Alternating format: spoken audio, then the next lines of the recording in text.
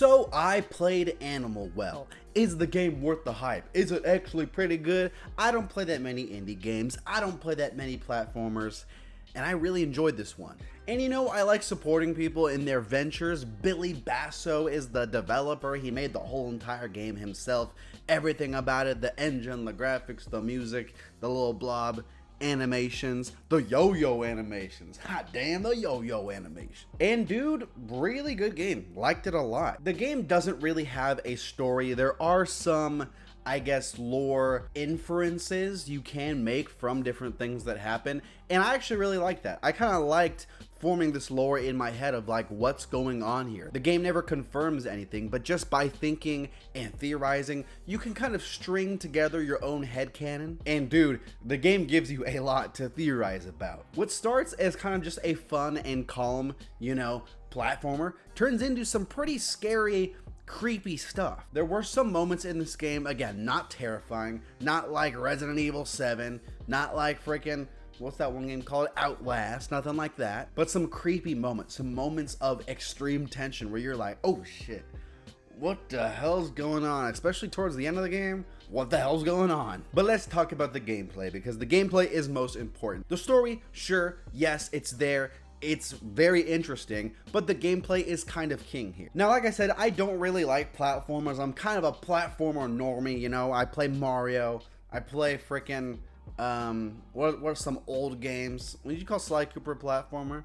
I don't know. And I will say the platforming is pretty solid. It is pretty good when it's there. Nothing super complicated, nothing you haven't seen before. Panels and tiles that move and they flash, and you gotta time your jumps and how you do things like that. But what makes the gameplay stand out is the puzzles. Dude, the puzzles are just insane. The puzzles, I think, are pretty well balanced as far as the difficulty of them. I never really got stuck on any one puzzle too long. I'd kind of compare it to Portal 2, kind of that kind of thing, where, yeah, you probably got to think about it for a few seconds, but nothing you really have to look up, nothing you really have to, you're going to be stuck there for days trying to figure this thing out. A lot of times you can just move on and then come back with a new tool you found that will make that puzzle a lot easier. It'll make a lot more sense. But all of the tools in this game that are involved with the puzzles, that's the highlight. They're so much fun. They're all so unique.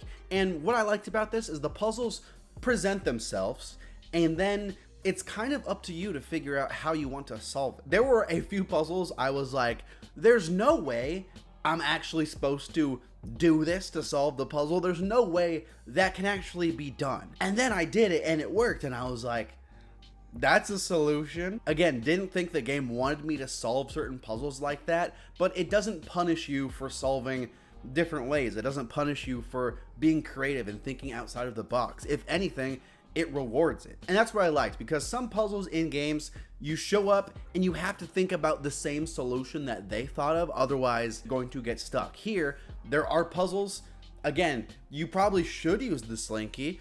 You don't have to. There were some puzzles, still, I don't know if that's how you're supposed to solve them the way that I did. The actual aesthetic of everything is beautiful. The music, while kind of calm, kind of subtle, is still really good. Towards the end, there are some really good dramatic, tension-filled pieces. The ambiance of everything is just brought together more by the color schemes and the aesthetics and the tones used, but also the graphics, which are beautiful, but also for a pixel game has a good amount of depth, which I actually really liked. In general, Animal Well was a pretty good game. It's pretty cheap too. It's like 20 bucks. It's free on PlayStation Plus, like if you have the membership or something like that. That's what I did, so I didn't even pay anything for it. And I think you got to play it. I think you got to check it out. Give it some time.